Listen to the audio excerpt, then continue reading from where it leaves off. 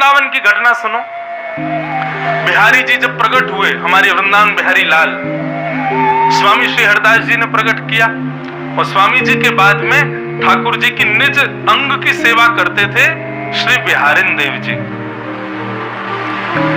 बिहारिन देव जी सेवा करते थे बिहारी जी की, और बिहारी जी की सेवा करते करते इत्र लगाते लगाते मन में भाव रखते थे, हे बिहारी जी मुझे अप्रकट वृंदावन कब दिखाओगे। बंधुओं, वृंदावन की एक नई रीति आपको बताएं। वृंदावन में जिसके प्राण निकलते हैं, ठीक है स्वर्ग नरक वैकुंठ सब जाते हैं, वृंदावन के लोग भी जाते होंगे, परंतु हमारे वृंदावन वासियों का ऐसा मानना है कि वृंदावन में जिसके प्राण निकलते हैं वो कहीं जाता नहीं है, वो अप्रकट वृंदावन में पहुंच जाता है। अप्रकट वृंदावन कैसा है? बोले अप्रकट वृंदावन में राधा रमण जी का भी मंदिर है, बिहारी जी का भी मंदिर है, राधा वल्लभ जी का भी मंदिर है, दामोदर जी भी है, गोविंद देव जी भी, गोपीनाथ जी, सारे मंदिर बिल्कुल ऐसा ही है अप्रकट वृंदावन। बस अंतर इतना है कि अप्रकट वृंदावन में प्रदर्शन वाले लोग नहीं आते, दर्शन वाले लोग रहते हैं। अप्रकट वृंदावन में स्वामी श्री हरिदास जी महाराज, गोपाल भट्ट गोस्वामी, श्री हित हरिवंश महाप्रभु, श्री मीराबाई, ये सब भक्तजन वहीं विराजमान है। अप्रकट वृंदावन में जब आप जाओगे तो राधा रमण जी के मंदिर में ठाकुर जी एक निष्ठ ऐसे नहीं दिखाई देंगे जैसे ही आप अप्रकट वृंदावन में दर्शन करने जाओगे। राधा रमण जी पूछेंगे, अरे आज तो बड़ी देर से आए हो, चला जा दर्शन कर ले मेरे। वहां पर ठाकुर भी बोलते हुए मिलेंगे। बिहारी जी का दर्शन करने जाओगे तो बिहारी जी आपसे मुंह से बोल करके कहेंगे, भैया मेरे काजे माखन मिश्री को कल भोग ले आई हो, मुझको बहुत जोर से मन कर रहे हो। ये अप्रकट वृंदावन है। तो कहते हैं भैया वृंदावन में जिसने प्राण त्यागे वो वृंदावन से फिर अप्रकट वृंदावन में पहुंच जाता है और सदा वहीं रहता है। वहां श्यामा श्याम की नित्य लीला चलती है, आज भी वृंदावन में चल रही है, लेकिन हमें दिखती नहीं। जब अप्रकट वृंदावन प्राप्त हो जाता है तो वो लीलाएं दिखने लग जाती हैं। अप्रकट वृंदावन में किसी को भूख नहीं लगती, किसी को प्यास नहीं लगती, तो फिर जीते कैसे हैं? बोले श्याम सुंदर को देखने से ही उनका पेट भरता है, श्याम सुंदर को देखने से ही उनकी प्यास बुझती है। ऐसा अप्रकट वृंदावन। तो बिहारिन देव जी बिहारी जी की सेवा करते थे, इत्र आदि पोशाक आदि की, और कहते हैं बिहारी जी मुझे भी अप्रकट वृंदावन ले चलो ना, मुझे भी अप्रकट वृंदावन दिखाओ ना। एक दिन बिहारी जी ने कृपा की, ब्रह्म मुहूर्त में सुबह सुबह श्री बिहारिन देव जी यमुना स्नान करने के लिए जब गए तो दातुन कर रहे थे, और दातुन करते करते उनके नेत्र बंद हो गए, और नेत्र बंद होते ही उनको अप्रकट वृंदावन दिखने लगा। बहुत सुंदर पद है, पूरा तो नहीं गाऊंगा क्योंकि रसिकों का पद है, समझ में नहीं आएगा, पर बहुत सुंदर है। बिहरत लाल बिहारिन दो यमुना जी के तीरे दोनों श्याम सुंदर और लाडली जी विहार करते हुए, दातुन करते हुए बिहारिन देव जी को अप्रकट वृंदावन में दिखने लगे।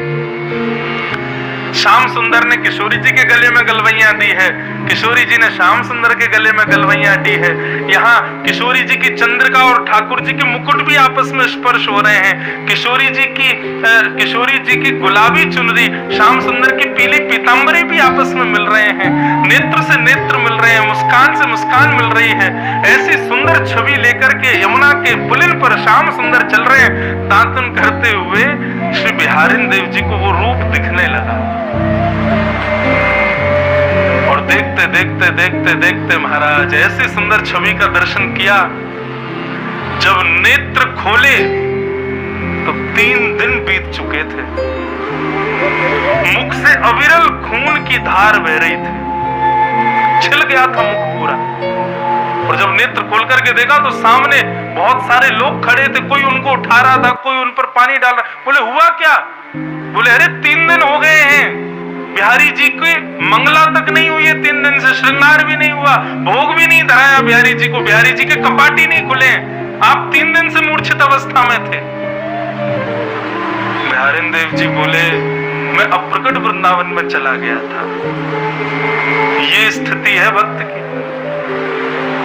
हम यहाँ स्नान के पीछे भाग रहे हैं, 4 बजे स्नान होना चाहिए, इतनी पवित्रता, इतनी शुद्धता, इतना व्रत, इतने नियम, ये सब जरूरी है, लेकिन कब तक? जब तक ऐसी स्थिति ना हो जाए। भक्ति में स्थिति हो जाएगी तो इतनी भी शुद्ध नहीं रहेगी कि मेरे केश कड़े हैं कि नहीं, मैंने स्नान किया कि नहीं, मैं अपना श्रृंगार तो कर लूं। कभी दर्शन कीजिएगा पंडित श्री गया प्रसाद जी महाराज का, गोवर्धन के पंडित जी महाराज। कई लोगों ने तो शायद हो सकता है उनके दर्शन प्रत्यक्ष भी किए हों। यहाँ पर संतों का रूप देखो, क्या लगता है वो बहुत बढ़िया श्रृंगार करते हैं अपना, क्या बहुत बढ़िया वस्त्र पहनते हैं, लेकिन फिर भी उनसे ज्यादा सुंदर संसार में कोई नहीं लगता। क्यों? क्योंकि भाव युक्त है। यहां पर आदमी 15,000 की क्रीम से नहा रहे हैं तो सुंदरता नहीं आ पा रही है, लाखों के फेशियल करवा रहे हैं तो सुंदरता नहीं निकल के आ पा रही है। हमारे वृंदावन के रसिक जनों को देखो, केवल मस्तिष्क पर तिलक लगाने मात्र से उनकी शोभा बढ़ जाती है रूप की, उनके आगे सुंदरता भी नतमस्तक रहती है।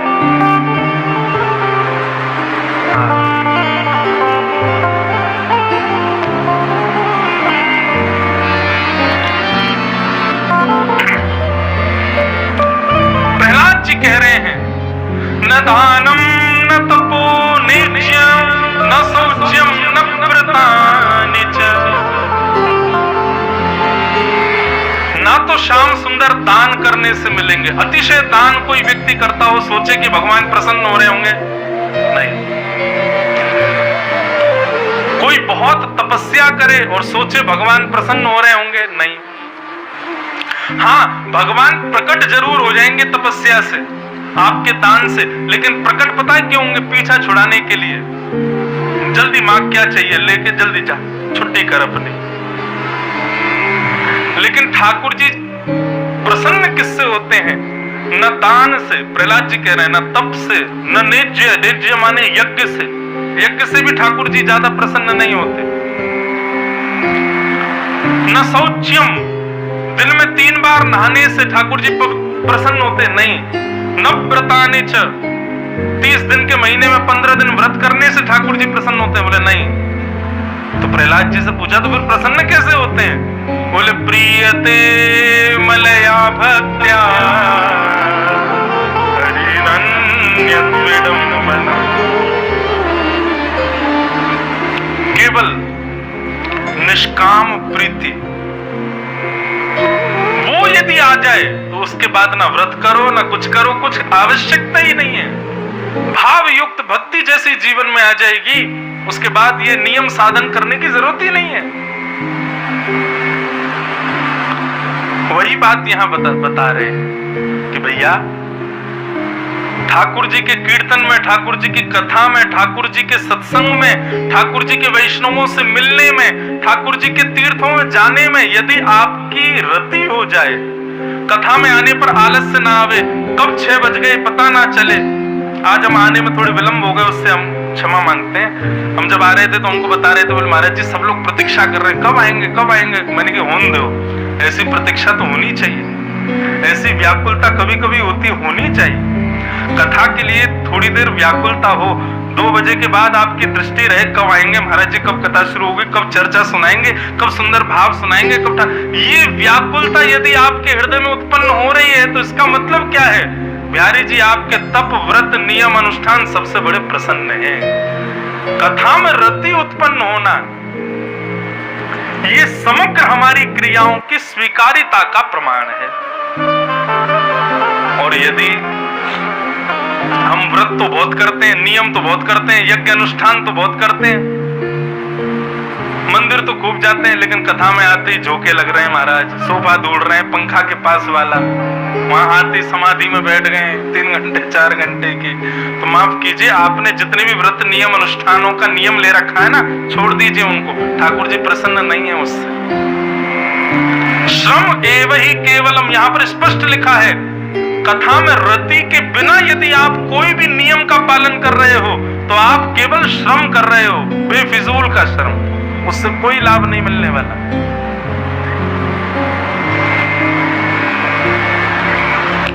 रावण बहुत यज्ञ करता था, और रावण जैसा यज्ञ कौन करेगा? अपने सिर काट काट के चढ़ा देता था।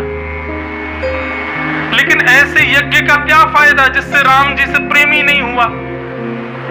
कंस ने भी खूब तपस्या करी थी, सबने कथा सुनी है। कंस ने तपस्या की तभी महादेव ने अपना धनुष उसको प्रदान किया, लेकिन ऐसी तपस्या से क्या फायदा कि श्री कृष्ण से ही प्रेम नहीं कर पाया। भस्मासुर खूब भजन किया शंकर जी का, लेकिन क्या फायदा, शिव को ही मारने भागने लगा पीछे। ये तप, नियम, व्रत, अनुष्ठान ये तो सब राक्षसों ने भी किए हैं अपनी उपलब्धियों को प्राप्त करने के लिए। हम लोग कर लें तो कोई बहुत बड़ी बात नहीं है। कई लोग गिनाने भी बैठ जाते हैं मेरे को, महाराज जी हम तो अभी अधिक मास निकल गया, हमने रोज व्रत किया, हमने तो ऐसे रहे, हम तो एक ही उस पर रहते थे, हम ऐसे खाते थे, ऐसे खाए को। ये सब तो राक्षसों ने भी किए हैं।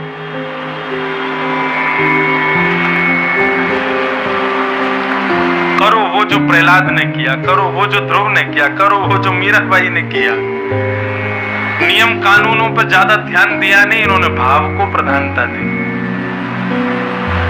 आप नियम से रहोगे तो आपको सिद्धि मिलेगी, पर यदि आप भाव से रहोगे, प्रेम लक्षणा भक्ति से युक्त रहोगे तो श्री कृष्ण मिलेंगे।